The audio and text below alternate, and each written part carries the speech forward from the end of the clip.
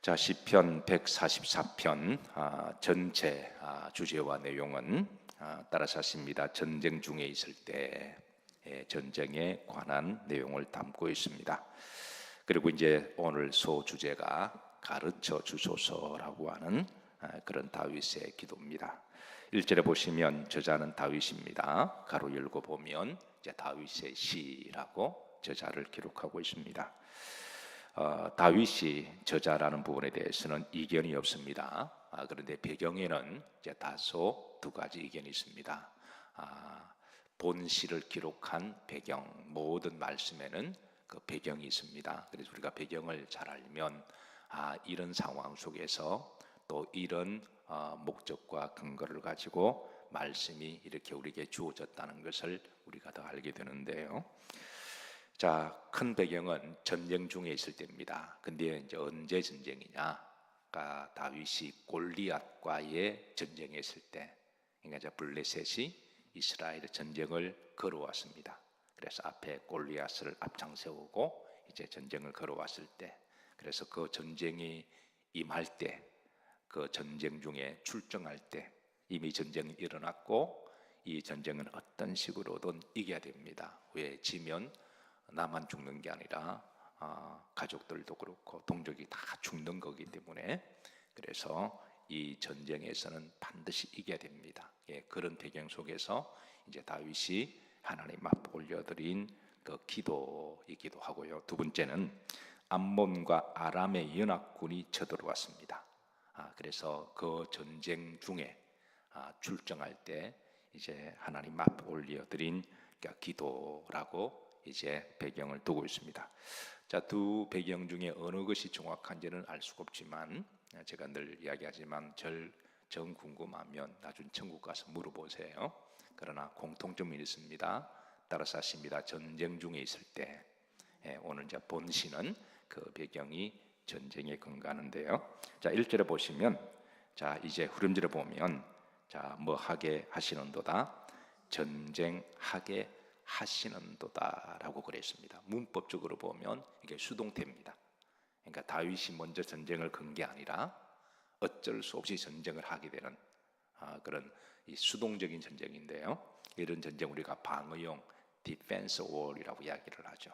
그러니까 이제 공격적인, 내가 어떤 탐욕이나 땅을 빼앗고 상대를 죽이고 내 어떤 이렇게 취하기 위하여 사람을 죽이고 땅을 빼앗고 그리고 물건을 노략하고 또 아이들이나 여자를 잡아가고 남자들은 노예를, 이건 사실 마귀가 하는 짓들이거든요. 그 성경은 절대 공격용 전쟁은 금하십니다. 그런데 마귀가 악귀처럼 전쟁하자고 달려들 때, 그때는 어떻게 해야 돼요? 그때는 싸워야죠. 방어해야 되죠. 악귀처럼 달려들어 죽이고 빼앗고 그리고 겁탈하고 강간하고 노예 삼고자 하는 데는, 그거는 가만히 있으면 그는 어리석은 일이고 바보 같은 짓입니다. 날 잡아 잡쇼 하는 것과 같은 거죠.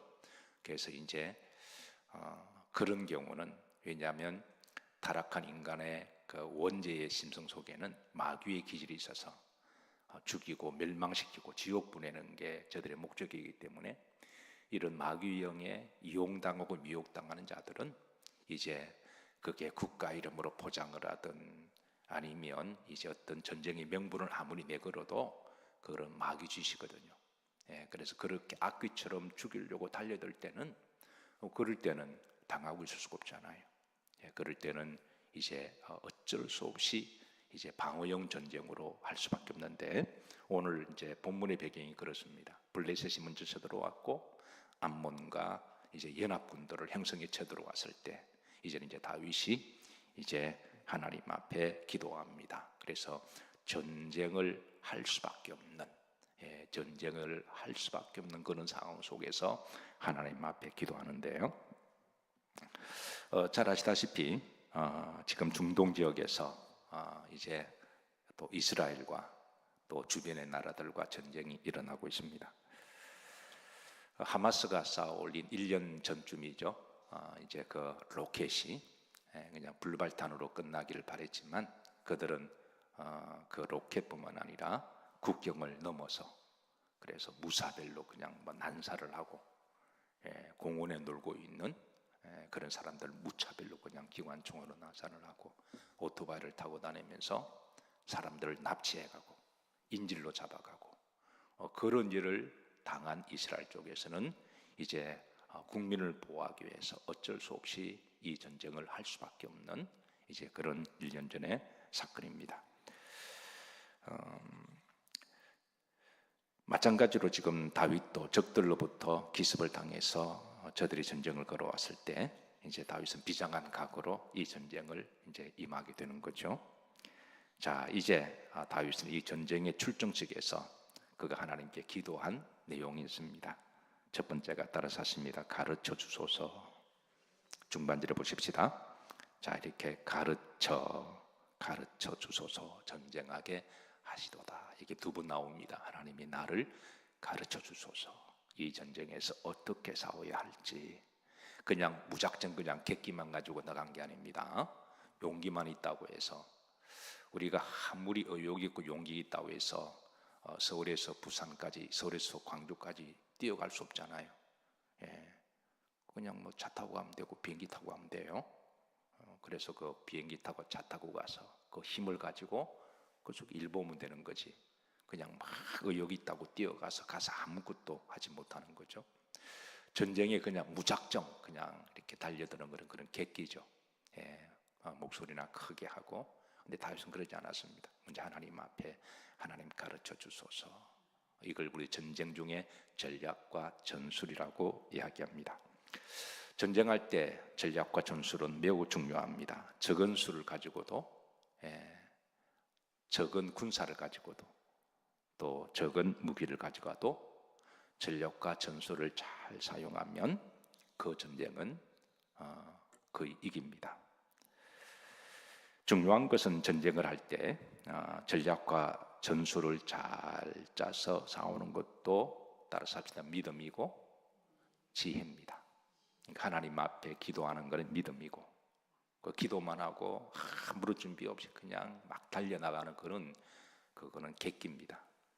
오늘 다윗처럼 하나님 앞에 기도하고, 그리고 너가 전략과 전술을 잘 짜도록 다시 하나님께 가르쳐 달라고 두 번이나 그렇게 기도한 거죠.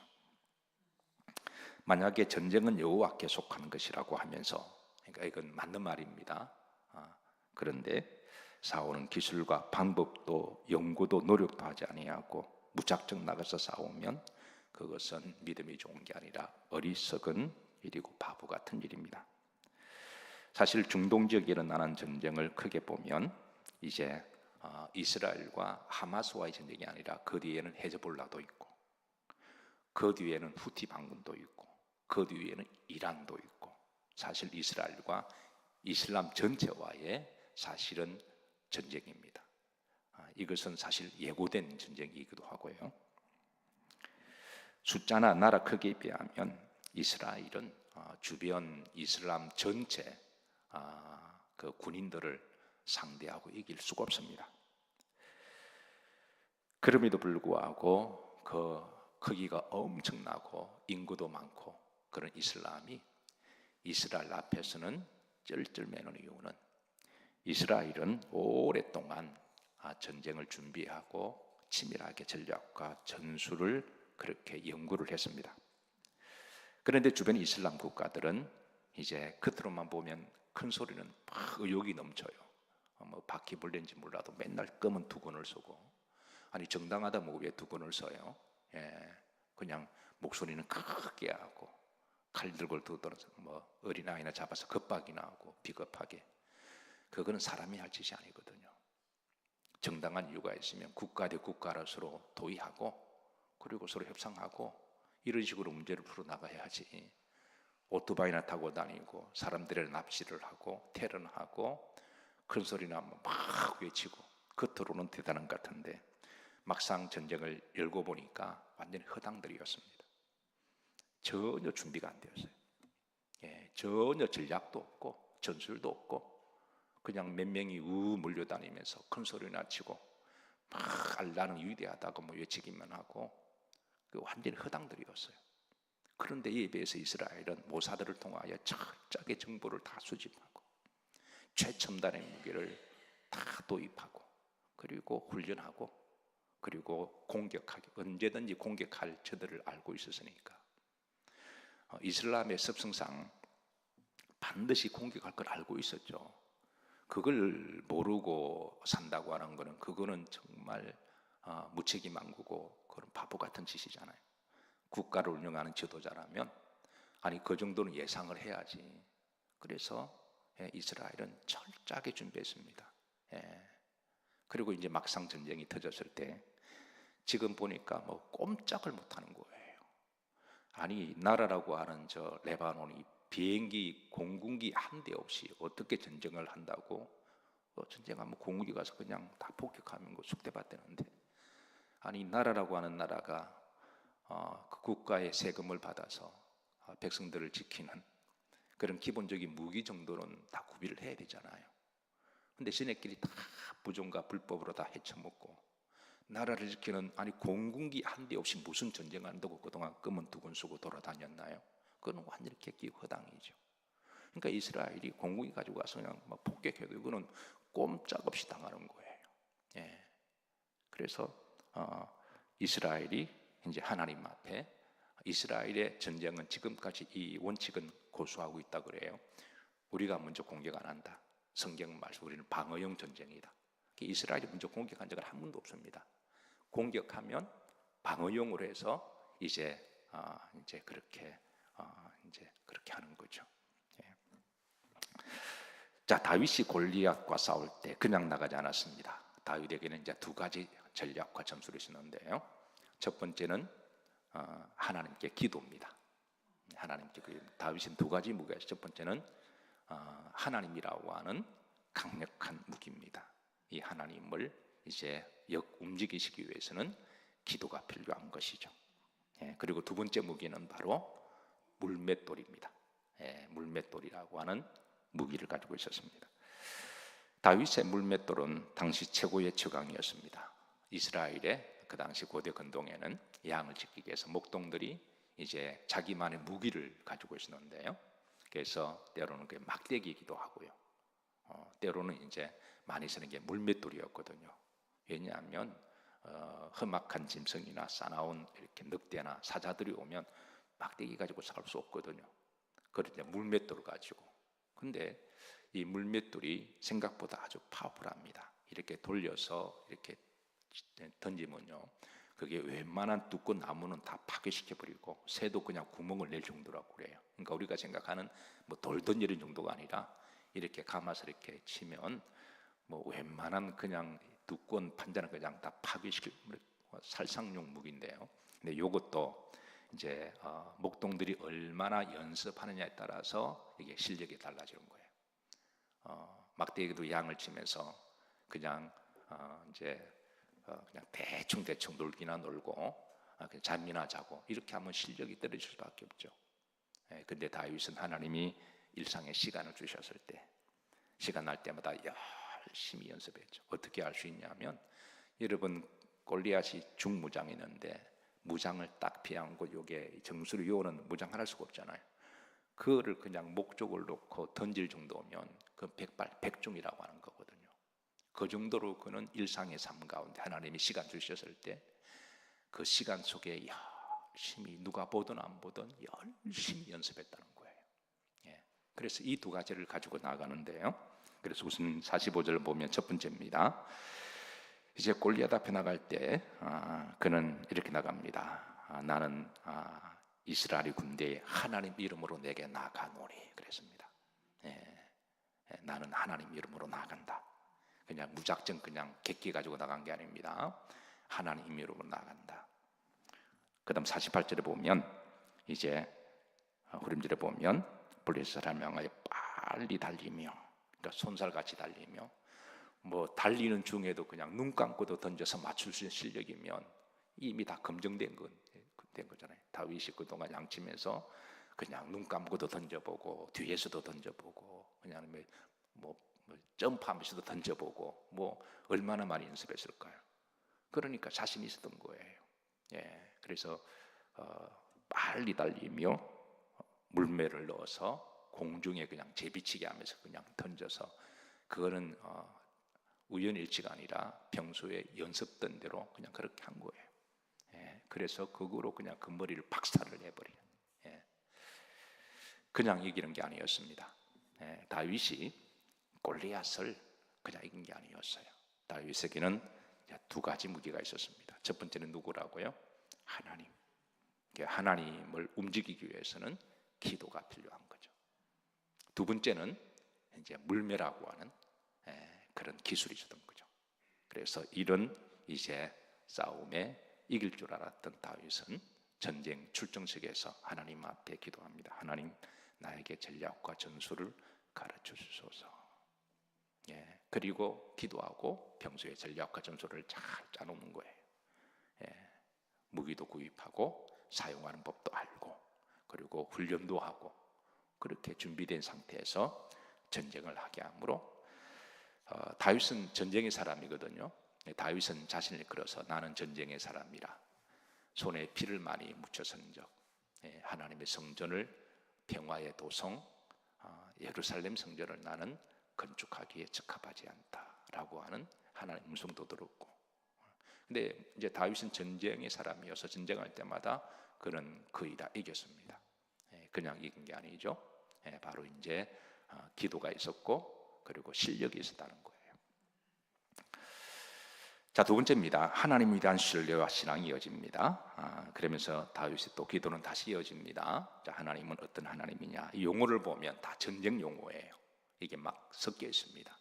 하나님은 전쟁의 용어로 막 섞여 있는데, 다 같이 한번 이 다섯 가지 하나님의 속성을 드러냅니다. 그러니까 전쟁 중에 만난 하나님은 어떤 하나님이냐? 자, 다섯 가지 속성입니다. 읽으시면서 찾습니다. 합독합니다. 여호와는 나의 사랑이시요 나의 요새시요 나의 산성이시요 나를 건지시니시요 나의 방패시니, 그랬습니다. 여기 이제 다섯 가지 속성 중에 거의 전쟁에 관한 그 속성을 담고 있습니다. 자, 이런 고백은 시편 18편에도 이어지고 있는데요. 시편 18편에도 이 저자가 다윗입니다. 이게 거의 동일한 고백입니다. 이때도 전쟁 중이거든요. 자, 다 같이 합독합니다. 여호와는 나의 반석이시요 나의 요새시요 나를 건지시니시요 나의 하나님이시요 내가 그 안에 피할 나의 바위시요 나의 방패시요 나의 구원의 뿌리시요 나의 산성이시로다. 자, 말씀을 마치면서 전쟁에 승리하려면 뭐가 필요하다고요?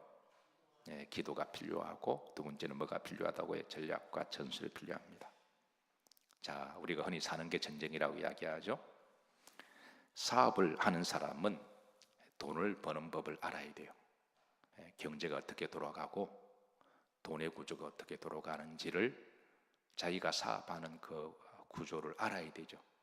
그냥 남들이 돈 문다 그러면 무턱대고 뛰어들었다가 거의 다 망합니다. 그러면 그 사업을 하려고 하면 하나님 앞에 먼저 기도하고, 기도할 때 하나님 오늘 나에게 지혜를 주시고 또 사업을 할 수 있는 전략과 전술을 주소서. 기도할 때 하나님이 지혜도 주시고 또 길을 열어주시기도 하시고 또 사람도 잘 만나게 하시고, 내가 아무리 전략과 전술을 잘 짜도요 정말 작정하고 달려드는 사기꾼한테는 당할 재간이 없어요. 그래서 사업하려면 여러 가지 함수가 필요한데, 그래서 우리에게 믿음도 필요하고 하나님이 도와주셔야 되고, 그리고 내가 노력할 것도 열심히 노력해야 되겠죠. 공부하는 학생은 공부하는 법을 알아야 됩니다. 흔히 이제 이야기해서 머리가 좋아서, 아니요, 공부하는 법을 아는 아이들이 공부를 잘해요. IQ가 낮아도 공부는 이렇게 하는 거구나. 그래서 자기 나름대로의 공부하는 법을 알고, 그리고 열심히 노력하고, 그리고 하나님께 기도하고, 그렇게 공부를 하면 또 하나님이, 공부도 학생들은 전쟁이잖아요. 입시 전쟁이고, 그러니까 운동선수들은 운동하는 법을 알아야 되죠. 운동하는 법을 알기 위해서 열심히 땀 흘려 구슬 같은 땀을 흘려 노력도 훈련도 해야 되고, 그리고 또 하나님 앞에 기도하고, 직장으로 나갈 때도 그냥 가방 하나 두고 털레털레 나가는 게 아니라 오늘 직장에서도 내가 해야 될 일을 어떻게 해야 되는지 전략과 전술이 필요한 거죠.